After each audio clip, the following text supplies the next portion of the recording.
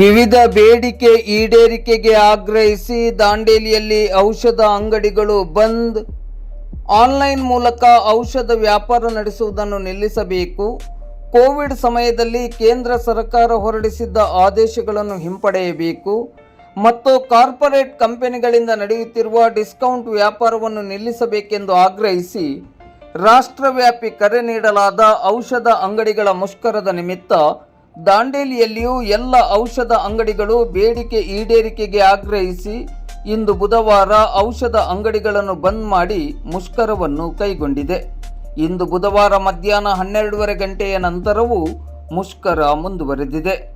ದಾಂಡೇಲಿಯ ಔಷಧ ವ್ಯಾಪಾರಸ್ಥರ ಸಂಘವು ಮುಷ್ಕರಕ್ಕೆ ಕರೆ ನೀಡಿದ ಹಿನ್ನೆಲೆಯಲ್ಲಿ ನಗರದ ಅಪೋಲೋ, ಮೆಡಿಪ್ಲಸ್ ಮತ್ತು ಜನೌಷಧಿ ಔಷಧ ಅಂಗಡಿಗಳು ಬಿಟ್ಟು ಉಳಿದೆಲ್ಲ ಮೆಡಿಕಲ್ಗಳು ತಮ್ಮ ವ್ಯಾಪಾರ ವಹಿವಾಟನ್ನು ಸ್ಥಗಿತಗೊಳಿಸಿ ಮುಷ್ಕರಕ್ಕೆ ಬೆಂಬಲವನ್ನು ನೀಡಿದೆ.